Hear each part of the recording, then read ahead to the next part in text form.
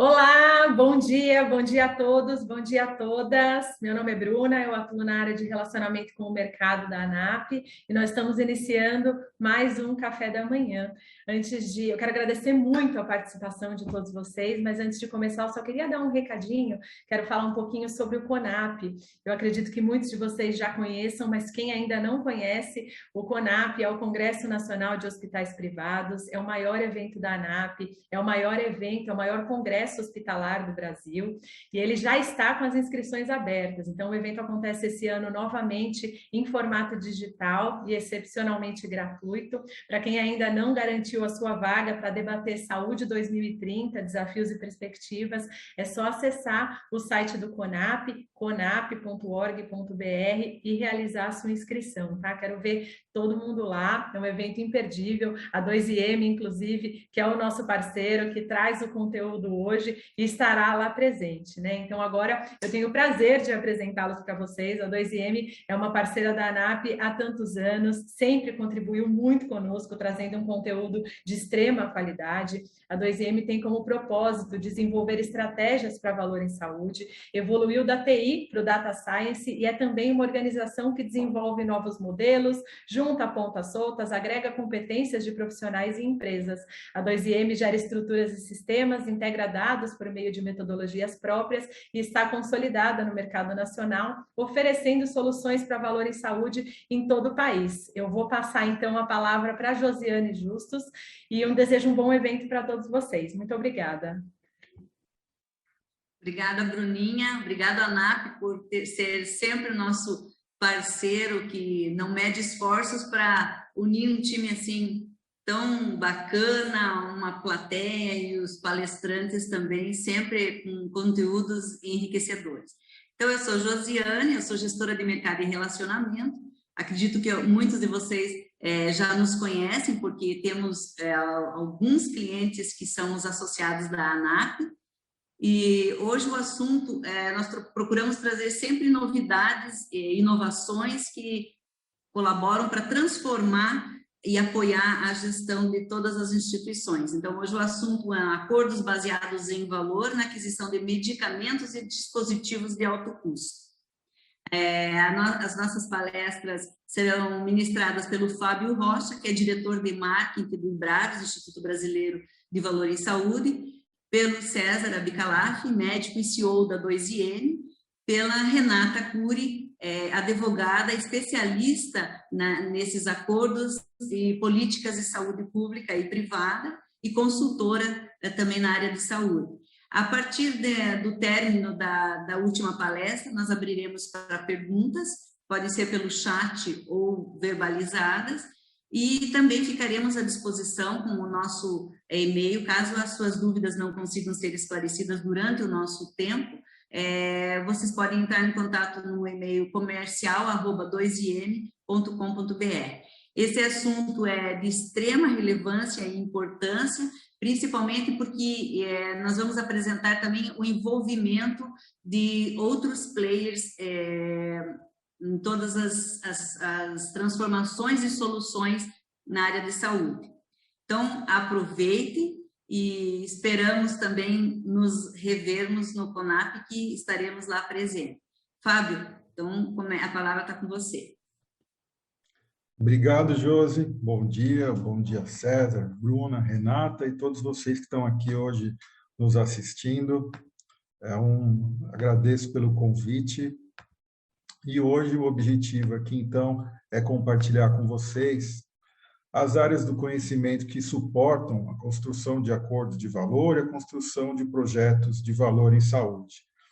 Apenas para contextualizar, então, o IBRAVES, o Instituto Brasileiro de Valor em Saúde, ele nasce com a função de difundir os conhecimentos e as práticas de valor em saúde no Brasil, né? Isso que norteou a criação do nosso instituto. E valor em saúde, trazendo essa conceituação da Aishon, é um sistema de saúde que entrega os melhores resultados possíveis aos pacientes com o mais baixo custo possível. O que eu acho interessante desse conceito, da maneira como ele está colocado, é quando ele diz de sistema de saúde, porque, efetivamente, o conceito é simples de entender, mas para que você tenha negócios, modelos de negócios e atuações orientadas por valor, você precisa de uma estruturação, então, desse sistema, e é isso que a gente vai compartilhar aqui com vocês, que são essas 5 áreas de conhecimento que são aplicadas a esses modelos de negócio e esses sistemas para criar, então, esses acordos de valor, esses projetos de valor em saúde. É interessante que isso que a gente compartilha agora, então, já é uma experiência prática do IBRAVES. A gente tem, tanto no apoio de projetos, quanto em projetos que estão sendo realizados aqui pela gente, aqui pelo Instituto, nós temos aplicado esse framework, então é uma experiência que a gente compartilha aqui, trazendo as nossas mais recentes descobertas e evoluções. Lembrando também que a gente segue o modelo aqui de orientação e desenvolvimento por condição clínica, então todas essas áreas de conhecimento são aplicadas no tratamento, no gerenciamento, na gestão de pacientes, através das suas condições clínicas. O primeiro passo, então, dessas 5 áreas de conhecimento é o mapeamento da jornada assistencial. Eu acho isso extremamente importante e necessário. O objetivo aqui, esse é até um exemplo prático que a gente utilizou, desenvolvido por colegas, esse aqui está orientado para uma doença respiratória, mas é só um modelo gráfico de referência, porque o principal objetivo é entender, então, qual que é o trajeto de um determinado paciente em um determinado sistema de saúde para que ele consiga, desde a etapa do seu diagnóstico, realizar o seu tratamento. Então, esse é o trabalho inicial. Aqui nós temos que entender quais são os pontos de contato que são oferecidos nesse trajeto para esse paciente e, a partir disso, repensar, olhar se existem alterações necessárias a serem feitas com o objetivo de entregar a melhor experiência nesse trajeto. Quanto tempo ele demora desde uma etapa diagnóstico até chegar a uma linha de cuidado, até chegar a um cuidado coordenado. Então, esse é o primeiro objetivo, é o objetivo dessa primeira etapa da jornada assistencial. E o passo seguinte, então, como segunda área de conhecimento, é o desenvolvimento das linhas de cuidado, que a gente também tem um framework próprio que a gente tem aplicado. O primeiro passo é a clusterização, né, que é a segmentação de uma determinada doença por gravidade, por tratamento, por risco. Isso é comum em todas as condições clínicas, todos vocês são da área de saúde, sabem bem disso. Quando a gente trata de câncer de oncologia, de câncer de pulmão, câncer de mama, você tem, no mínimo, pelo menos uns 20 clusters aí que são trabalhados. Passo seguinte, a definição dos critérios de elegibilidade. Então, eles vão definir quais são as métricas comuns a todos que estão atuando nesse processo para que aloquem os pacientes dentro dos mesmos clusters. A partir daí, se identifica, então, as care pathways, as linhas de tratamento, elas são específicas, cada cluster tem a sua linha de tratamento específica. Depois, nós aplicamos e avaliamos os modelos de navegação do paciente, então, é fundamental, nós devemos acompanhar esse paciente, garantir que ele siga aquele trajeto que foi pensado na jornada assistencial, que está definido aqui nas linhas de tratamento, senão todo esse esforço, toda essa construção pode não ter o efeito desejado. O ciclo de avaliação, então, ele trata do período de tempo que nós fazemos um corte para a mensuração dos resultados que estão sendo produzidos, para que sejam feitos os ajustes e as suas melhorias. E, por fim, tem um sistema de métricas, um sistema de indicadores que são construídos com base de uma avaliação multicritério, um MCA, e o objetivo, então, é que você apresente aos gestores da saúde, em todos os stakeholders, métricas claras, objetivas por meio de sistemas e dashboards que possam mostrar, então, a evolução e o trajeto que está sendo seguido por aquele paciente e quais são os resultados que estão sendo obtidos. Logicamente, como estamos falando de valor em saúde, essas métricas, então, são sempre uma avaliação combinada de qualidade, onde nós estamos avaliando a eficiência dos atendimentos, focando aqui em processos, os desfechos clínicos ou PROMs, e os reportes dos pacientes, que aqui se dividem, né, em PREMs e PROMs. E aqui tem uma contribuição muito importante dos standard sets da ISO para esse trabalho. E aí, então, correlacionamos com o índice de custeio, que deve ser capaz de avaliar e de medir, então, quais são todos os gastos que foram realizados dentro daquela jornada assistencial, dentro daquela linha de cuidado, por todos os stakeholders, considerando os seus custos diretos e seus custos indiretos. A terceira etapa, ou terceira área de conhecimento, é a coordenação do cuidado. Então, nesse momento, nós já temos uma jornada mapeada, nós já temos uma linha de cuidado definida, nós temos a construção, todos os indicadores. O passo seguinte é, então, estabelecer quais são aqueles prestadores que vão fazer parte dessa operação, desse atendimento orientado por essa estrutura que foi prevista aqui nas etapas anteriores. Então, são definidos prestadores, operadoras, empresas, todos aqueles que se integram para que realmente o cuidado seja coordenado, seja orientado para o paciente.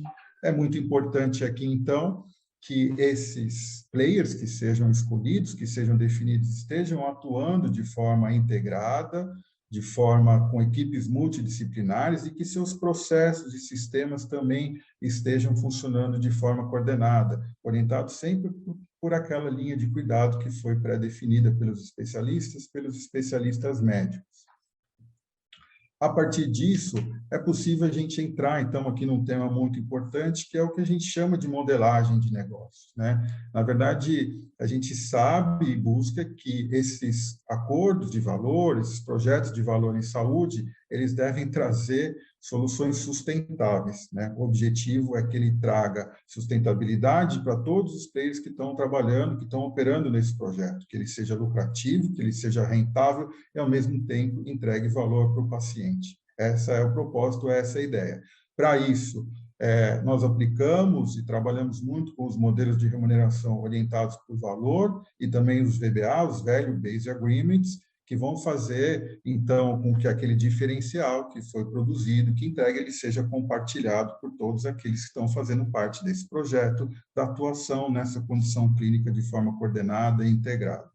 Tão importante quanto essas duas questões, hoje é um desafio muito grande, a elaboração e construção de modelos contratuais orientados por valor, que tragam a segurança jurídica, que tragam a segurança das informações. Então, a doutora Renata Cury vai falar um pouco disso ao final. Isso é fundamental para que esses projetos sejam viabilizados e que eles aconteçam de forma prática. E o passo seguinte, então, é a modelagem dos processos e sistemas, né? Na prática, a gente tem percebido que essa estruturação, esses modelos de valor em saúde, eles precisam de indicadores, eles precisam de uma estruturação de informação muito importante. A gente tem aplicado conhecimentos de gestão de processo, BPM, Business Process Management, para que isso aconteça de forma integrada e sistêmica. Então, a modelagem de processos, a integração, essa inteligência é muito importante na prática. A gente tem feito isso e tem visto como isso é importante para que, então, você consiga implementar sistemas, softwares e tecnologias como Health Data Analytics, incorporando com devices, para que você tenha, então, um sistema totalmente automatizado e que os profissionais de saúde possam atuar, possam fazer as suas aplicações focado na sua grande especialidade, que é cuidar das pessoas, e que esses sistemas e que essas tecnologias trabalhem para nós, trazendo informações em tempo real, com dados de mundo real. Então, rapidamente, essas são as 5 áreas do conhecimento. E, por fim, aqui, mais um minutinho, gostaria de fazer um convite a todos vocês. Como eu disse no começo, esse é um projeto e essa é uma aplicação que nós estamos implementando na prática por meio de uma área de conhecimento, por meio de um guia que nós chamamos de VBHC-BOC. BOC é a abreviação de Body of Knowledge, Corpo do Conhecimento. Nós nos inspiramos nos BOCs mais famosos, talvez o mais conhecido seja o PMBOK, que é um guia das melhores práticas para a gestão de projetos. Então, a gente traz esse guia das melhores práticas para a implementação de modelos, de projetos de valor em saúde. O nosso primeiro capítulo, então, trata de oncologia, tumores sólidos, e o seu subcapítulo é câncer de mama. Então, tudo que foi compartilhado com vocês, essas 5 áreas, nós estamos agora escrevendo as aplicações práticas orientadas para pacientes que têm a condição clínica de câncer de mama.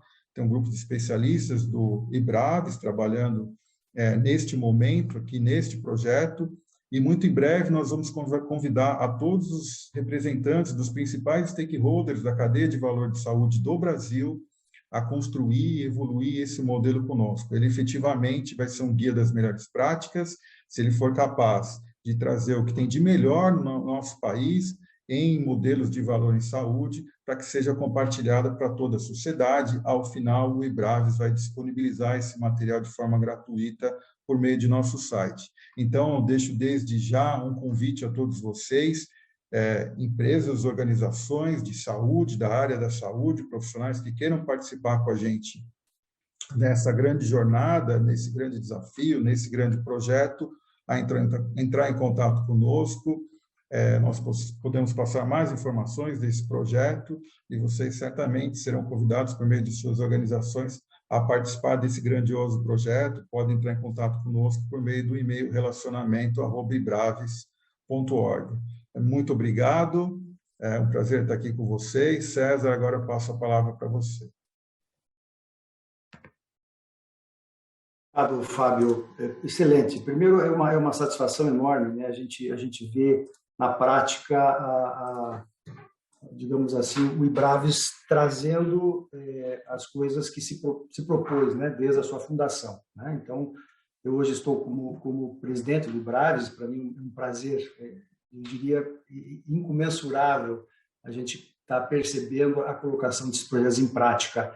Até porque o desafio que a gente colocou para o Conselho Consultivo do IBRAVES, que tem grandes profissionais, inclusive vários profissionais da ANAP fazem parte, é exatamente como é que a gente consegue colocar em prática o VBHC no Brasil, não apenas para os grandes hospitais, a ANAP, né, a gente sabe dos projetos da ANAP, no sentido de projeto de valor em saúde que a ANAP tem, né, dos desfechos, mas também aplicar isso de forma extremamente abrangente para os demais serviços, hospitais e operadoras, né, do nosso país.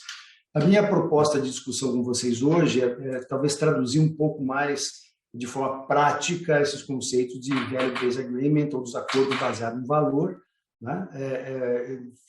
Três tópicos principais iremos conversar hoje, a parte do alinhamento conceitual, falar um pouco sobre as métricas, que é o grande desafio, né, para o VBHC, e também projetos de VBA, e trazer dois exemplos práticos que a 2M já tem atuado, que eu acho que é muito legal que vocês conheçam, e aí ver de que forma vocês vão poder contribuir com esses projetos, né?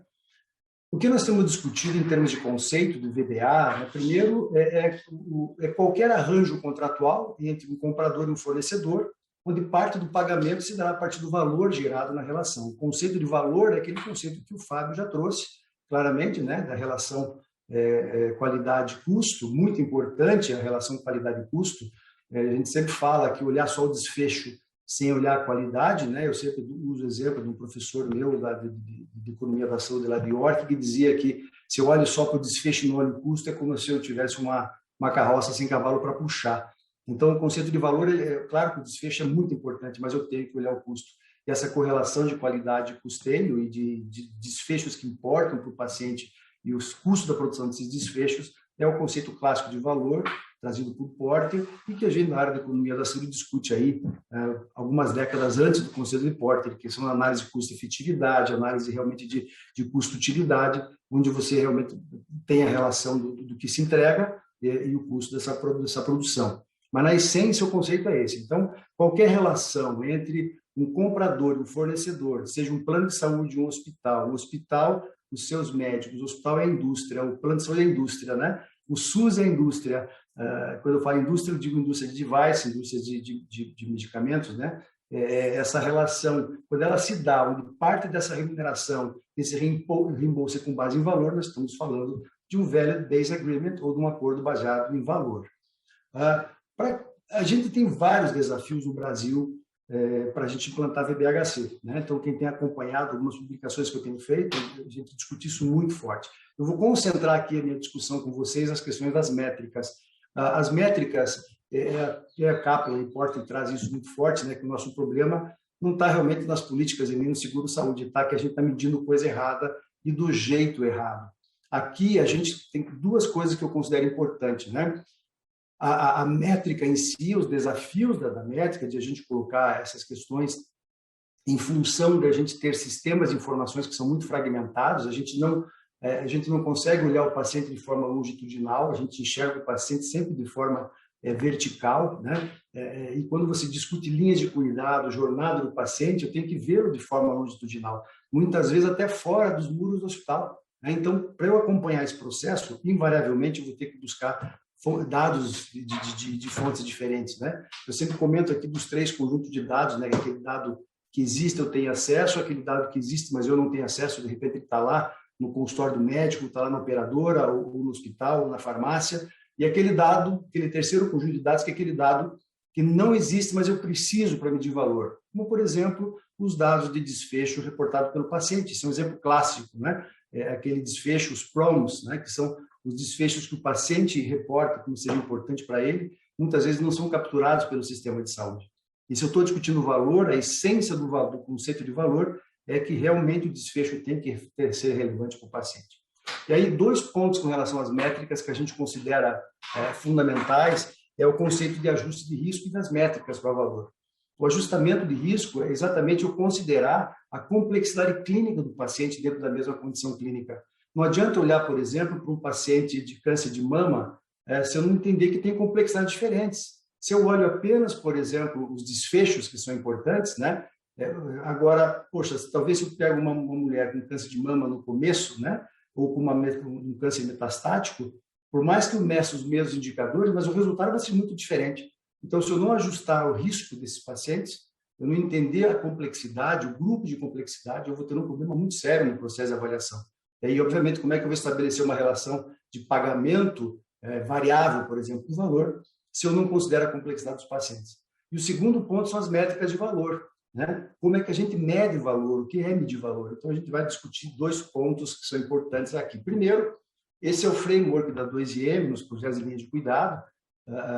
Ele passa, qualquer projeto de linha de cuidado de qualquer doença, ele passa por um processo de identificação do paciente, de alocação desse paciente em grupos, e cada grupo tem a sua linha de cuidado, e, finalmente, uma análise e estudos finais, depois de um ciclo de avaliação.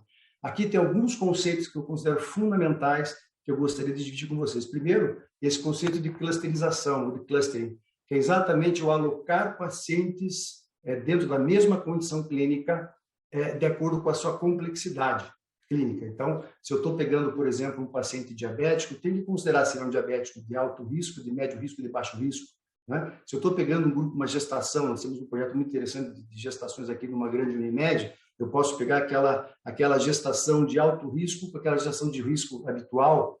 Se eu não considerar esse cluster de complexidade, eu não vou conseguir estabelecer as linhas de cuidado. Então, de novo, né? Eu tenho uma doença, eu tenho cluster de pacientes com complexidades distintas e cada cluster tem a sua linha de cuidado. Isso é muito importante. A linha de cuidado ela é por cluster, ou seja, por grupo de complexidade. Nesse cluster estão os pacientes que eu consigo comparar, né? E, obviamente, cada linha de cuidado tem o que a gente chama de um ciclo de avaliação, de um fechamento dessa linha, que é um tempo em função da condição clínica, que eu vou avaliar o valor desse paciente dentro de uma métrica que a gente propõe aqui, que é o EVS. Eu estou com 2 publicações, eu acho que tem um capítulo do livro do IES que eu publiquei esse ano, a gente fala um pouquinho do EVS, esse livro é gratuito, depois, se vocês tiverem acesso na página do IES, o capítulo que fala sobre modelos de remuneração, tem uma parte que eu falo bastante sobre o EVS, eu detalho um pouco mais esse conceito, né? Mas, na essência, ele é um score, que a gente trabalha pelo conceito de análise de decisão por multicritério, onde eu agrupo indicadores em dimensões ou em domínios referentes à qualidade e custeio, né? Quando eu estou falando em linhas de cuidado, eu trabalho com 3 domínios. O Fábio já até apresentou alguma coisa lá dentro do BOC de Braves, que a gente tem usado essa mesma lógica. A eficiência do atendimento, os desfechos clínicos, que aqui são os chamados PROMs, que é o Clinical Report Outcomes, que são os PROMs, e aqui estão os reportes do paciente. Aqui estão os PROMs, que são os desfechos reportados pelo paciente, e os PREMs, que são a experiência do paciente.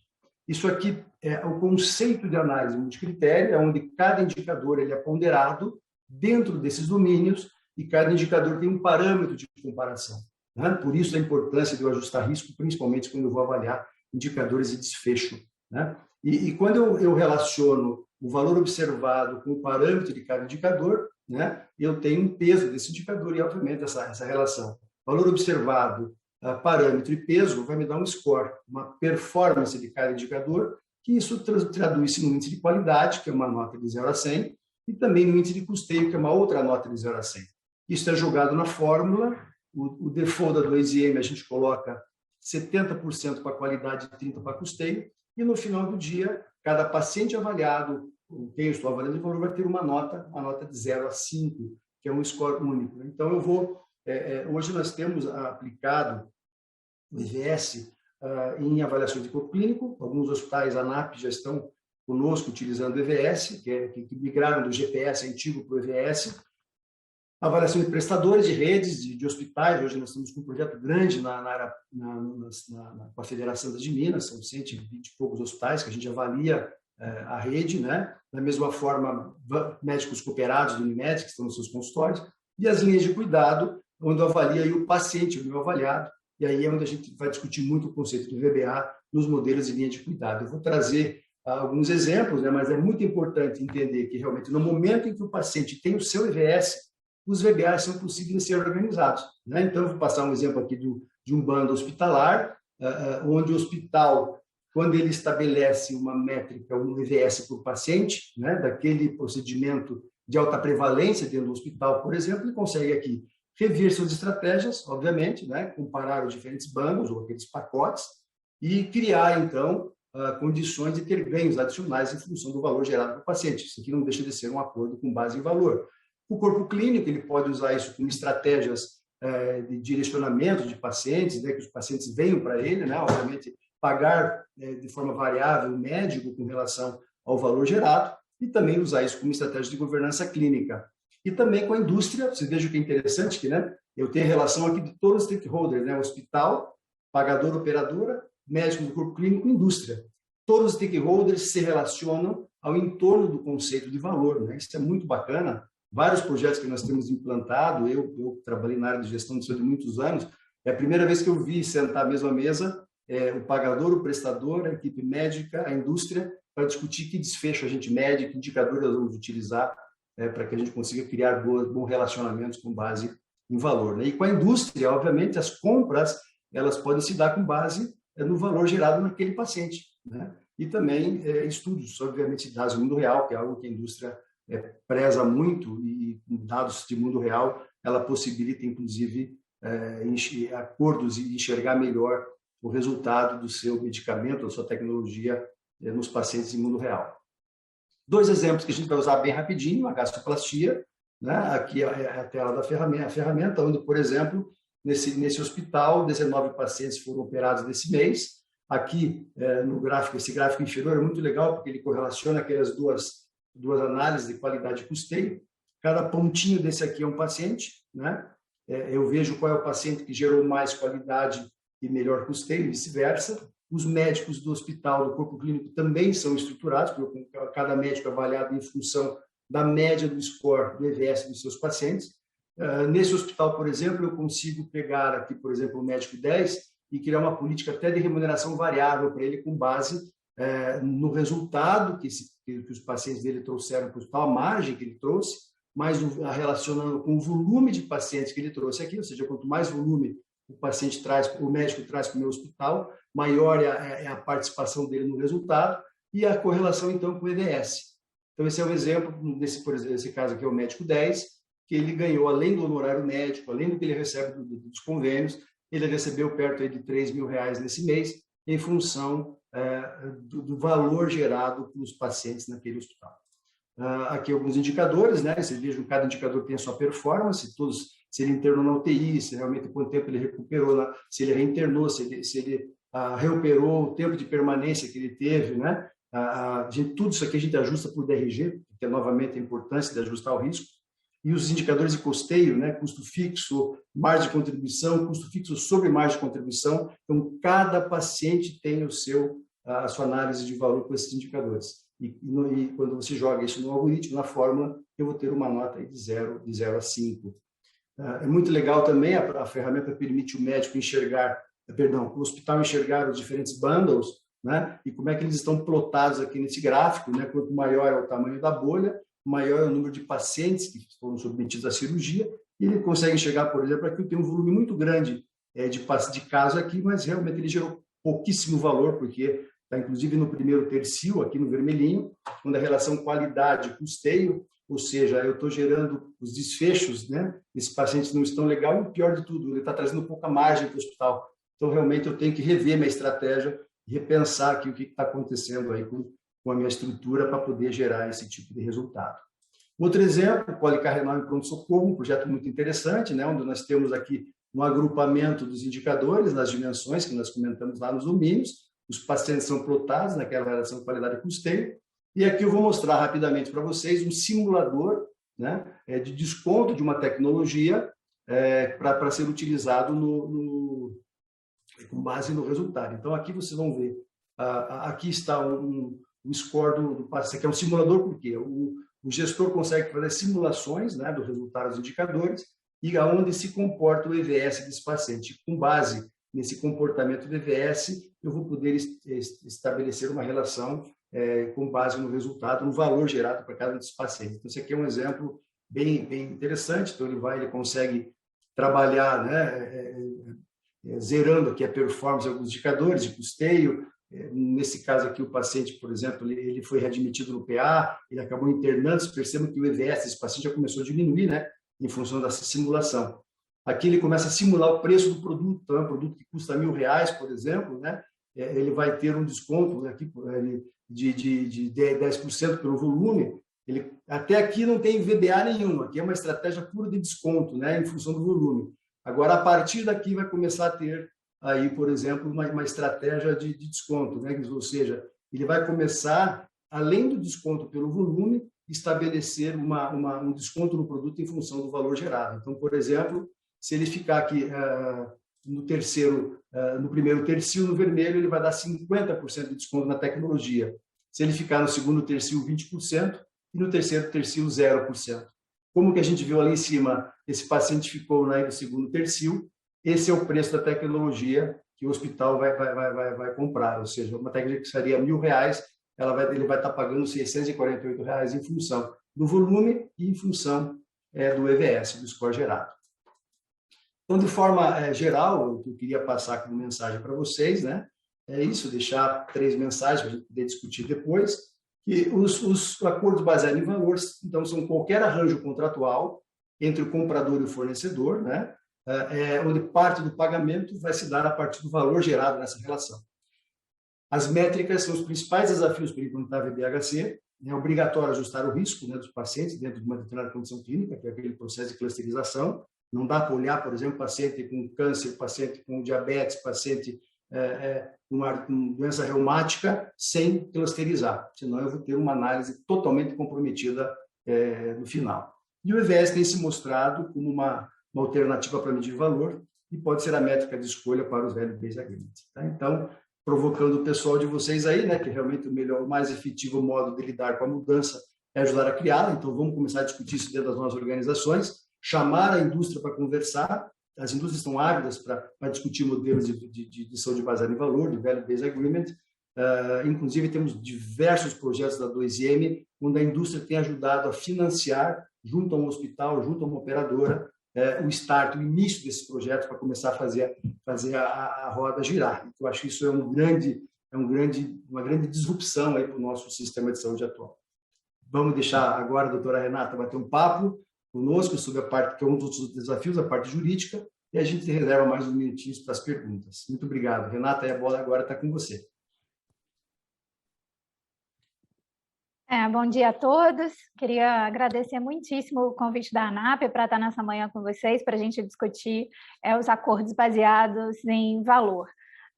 Eu acho que todo mundo sabe, mas eu sou advogada, especialista em direito de saúde, e sem dúvida, a minha contribuição ela acaba sendo um pouco limitada nessa relação jurídica, mas é importante a gente trazer essa conversa, porque o jurídico tem sido considerado um ponto nodal e muitas vezes um grande impeditivo para a confecção desses contratos.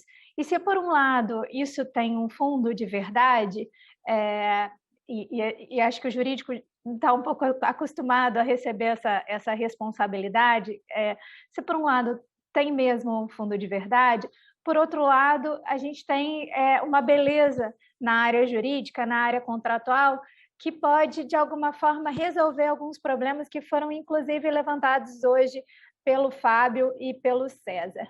Então, o César traz um conceito que eu acho muito bacana, de acordos baseados em valor.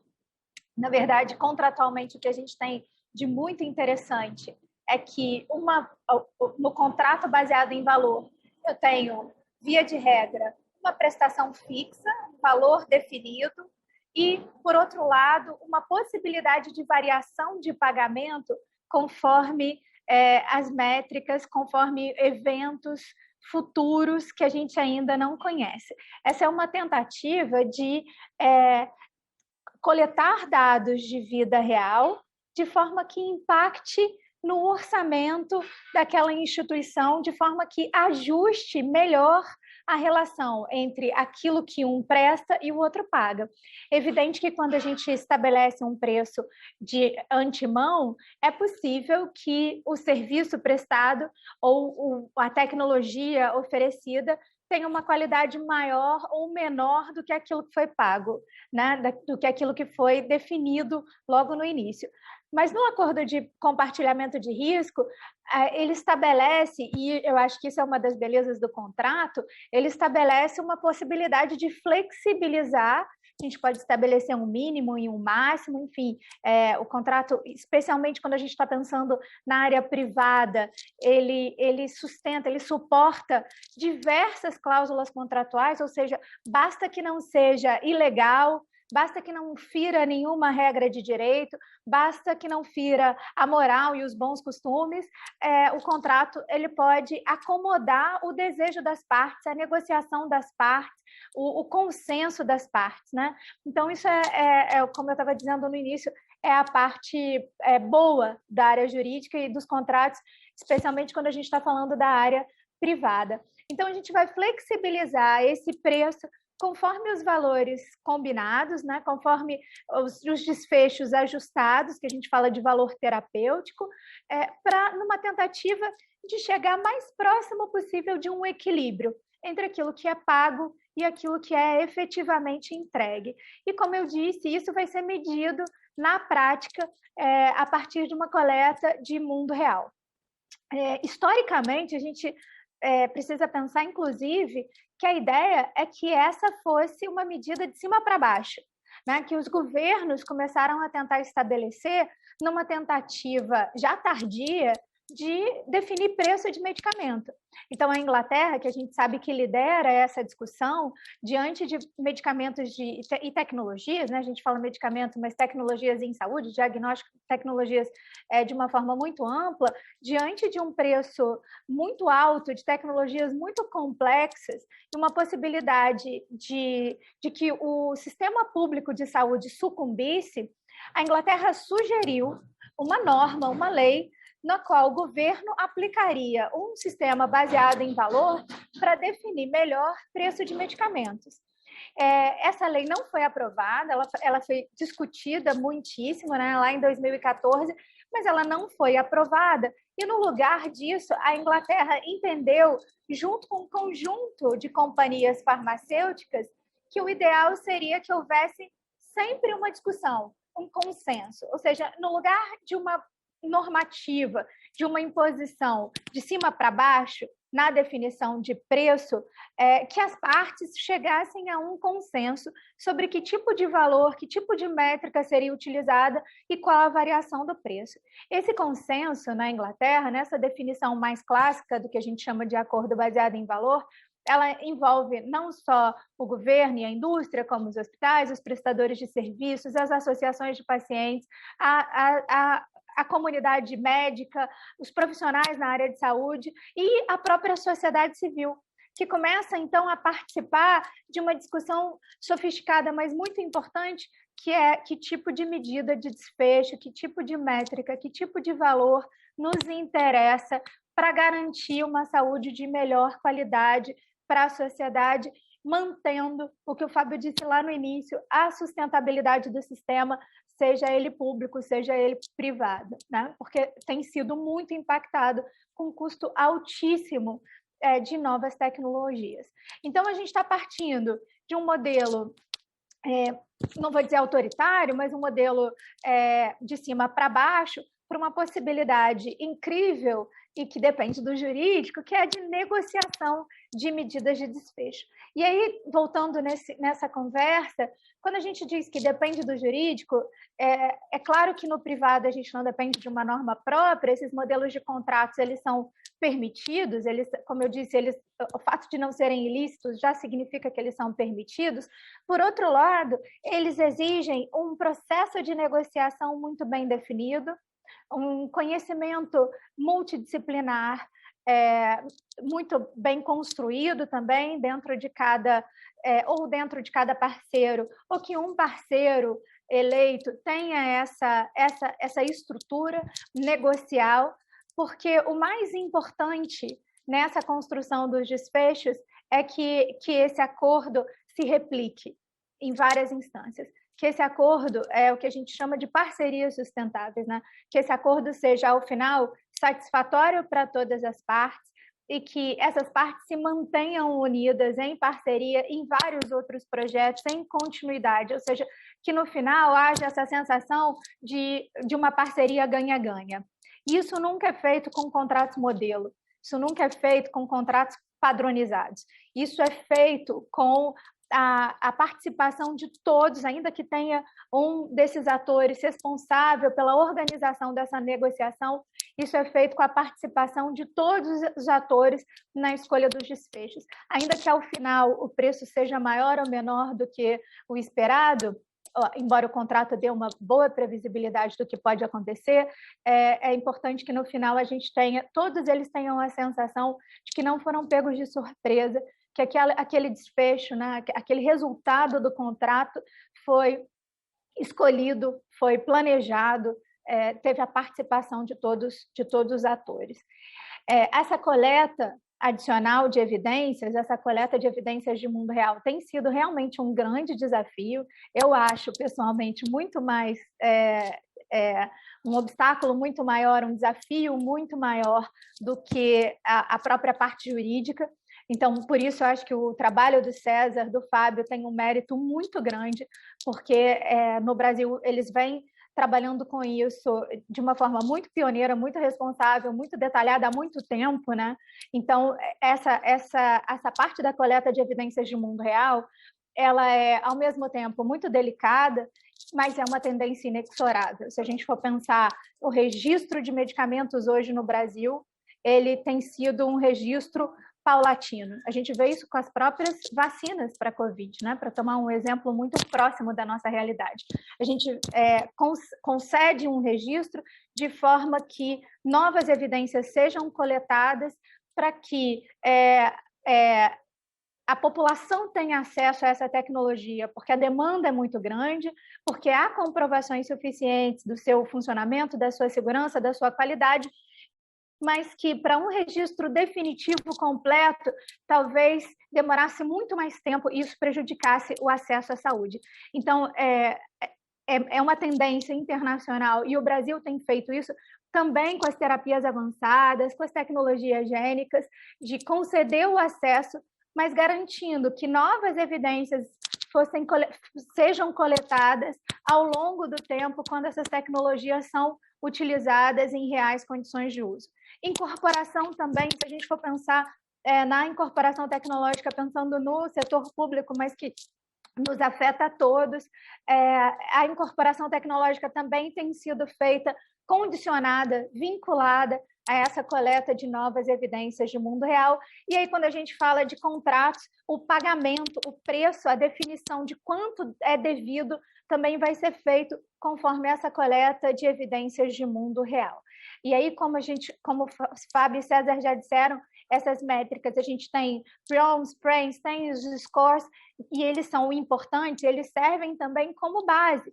É importante que haja uma participação das partes na consolidação desses scores, e isso é feito com projetos práticos, né? Com a coleta dessas evidências.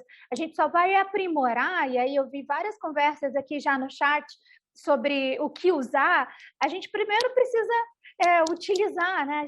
A gente quer tantas respostas já prontas, mas é muito importante que a gente lance mão desses scores que já têm sido consagrados, que têm sido trabalhados, que a gente já tem uma base teórica, uma base prática, um benchmark importante, e coloque em prática. E por isso, como eu dizia antes, o acordo é importante nesse sentido, possibilitando que na próxima parceria, numa relação sustentável, essas métricas elas sejam revistas com naturalidade, com tranquilidade.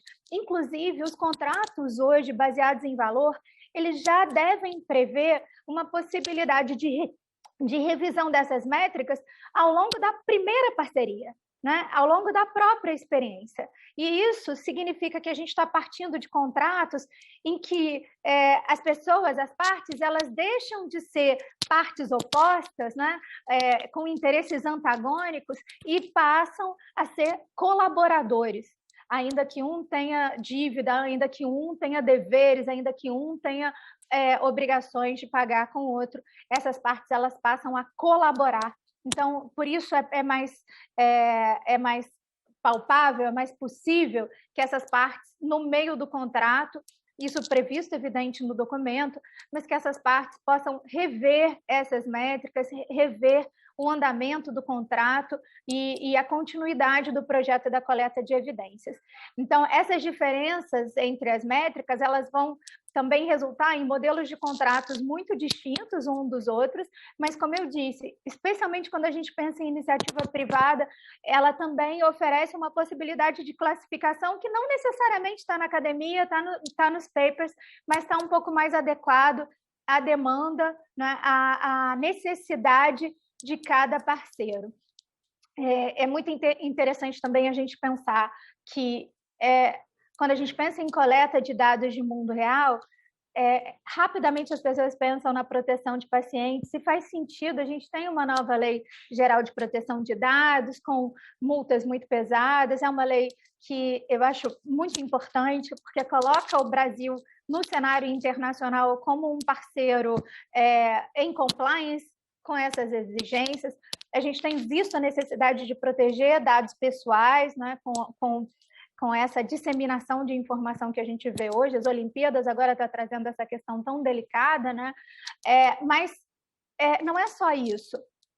Como eu disse antes, é muito importante que a gente tenha um contrato mais flexível, mais moderno, que também se ajuste a um projeto que prevê coleta de evidências, mudanças do impacto das tecnologias, da prestação de serviço na vida, no dia a dia desse paciente que precisa de cuidado. Então, na área pública é muito comum, e essa é uma diferenciação que eu já fiz, né, ao longo dessa explanação.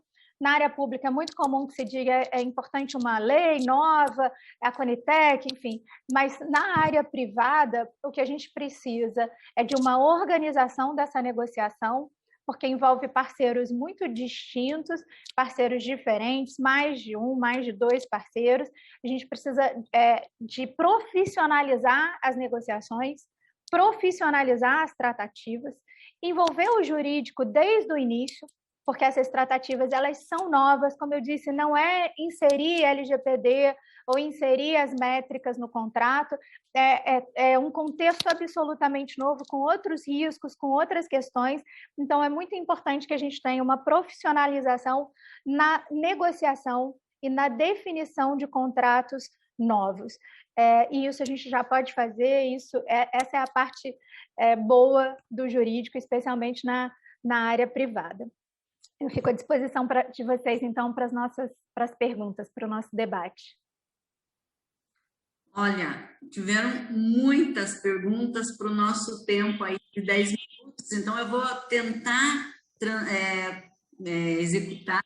realizá-las agora para a resposta dos nossos palestrantes, mas já aviso de antemão que, entrando em contato com a gente ali, mandando os seus contatos, nós vamos responder todas as perguntas, tá? Eu vou mediar que os palestrantes respondam as perguntas. Caroline Ramos Ela pergunta: bom dia, vejo como um grande desafio para a aplicação das métricas o processamento de todos os dados necessários para os cálculos. Como vocês sugerem integrar dados de custo, qualidade técnica, qualidade percebida, etc., por paciente e por médico em uma única plataforma? Vocês já viram isso funcionando 100% na prática, César? Sim, sem dúvida. Exatamente esse é o modelo do SCORE, né? O EVS faz exatamente isso e as nossas plataformas fornecem exatamente essa lógica, né? Quer dizer, o mais importante é, como eu falei, definição das métricas, a alocação delas nessas dimensões. O que a gente defende é uma análise sempre de multicritério, nunca do indicador isolado, sempre do conjunto de indicadores. E permitir que os stakeholders tenham acesso a essa plataforma, obviamente aí a doutora Renata sabe melhor do que eu, né? Respeitando a LGPD, respeitando a questão de compliance, mas se vocês viram nos slides que a gente apresentou, depois vou deixar disponível para vocês, vocês percebam que na entrada tem várias carinhas dos stakeholders, né? Então, é o hospital que consegue acessar seus pacientes, seus médicos, é o médico que consegue acessar os seus pacientes, é a operadora que consegue enxergar seus hospitais, a indústria que consegue enxergar a sua tecnologia comparada com o restante. Então, são N alternativas de formas de você se tornar isso viável e visível por todos os participantes do projeto. É fundamental a transparência da informação, é que a gente vai ter aderência, mas isso já está acontecendo, temos vários casos práticos já a mostrar para vocês. Está no mudo, José. Está no mudo. Perdão. A Franciele e a Shenzhen. César, gostaria de saber se a fonte de informações sobre custos do bundle é o que foi pago pela operadora ou foi feito pelo TDABC junto com o hospital para se identificar o custo. A pergunta é muito relevante, eu precisaria de pelo menos mais aí 1 hora para te responder, mas na essência, quando existe uma negociação da operadora com o hospital, geralmente o indicador de custeio é com relação à expectativa de pagamento por parte da operadora. Quando a gente tem feito análise de bundle dentro de hospitais, a gente não tem usado o TDABC pela complexidade ainda, apesar que estamos discutindo já alguns projetos, mas nós temos utilizado geralmente a margem de contribuição, o custo fixo sobre margem de contribuição dentro do hospital. Mas o modelo do EVS, que isso é muito legal, que a hora que você entender, enxergá-lo, né, você vai ver que o que a gente trabalha é sempre com o que a gente chama de valores relativos, é o quanto distante ou quanto próximo estou da meta estabelecida. E essa meta estabelecida vem geralmente de quem está pagando essa conta. Então, quando tem uma relação hospital-pagador, né, operador-hospital, o que está no custeio é a expectativa de gasto por parte dessa operadora, obviamente pré-negociada com o hospital. Mas todos esses indicadores fazem parte. Estamos ainda discutindo o TDABC, tem uma complexidade de implantação aqui, mas o TDABC, geralmente, o uso é exclusivo por parte do prestador. Raramente ele tem entrado na equação por quem paga essa conta, sabe? Por isso, inclusive, a gente tem visto no mundo todo, um dos desafios da implantação do TDABC é exatamente isso, né? Porque quem considera sempre é o prestador, quem paga ele não olha para isso, né? Então, esse é um desafio que a gente tem que tratar, não só aqui no Brasil, como no mundo todo está tendo esse desafio. Eu não sei, Fábio, se você quer completar alguma coisa com relação a isso, porque é um dos temas que a gente tem discutido isso no IBRAVES, né? Mas é um desafio mesmo, né? Perfeito, César. Faz parte da metodologia do índice de custeio, né? Os custos diretos, os indiretos, tem esse desafio mesmo para você enxergar aquilo que foi prestado ao longo da jornada e que não é absorvido de forma prática e clara, porque não é uma conta mensurável, um custo direto pago, mas ele é tão importante, dependendo da condição clínica, a complexidade que ela traz, serviços agregados. A gente, por exemplo, na oncologia, tem procurado observar o custo da prestação do infusional, do oral, do subcutâneo, nessa composição de indicador de custeio, por exemplo, que é muito significativo, né? Então, esse é até um exemplo prático do que a gente tem feito aí nos projetos de oncologia.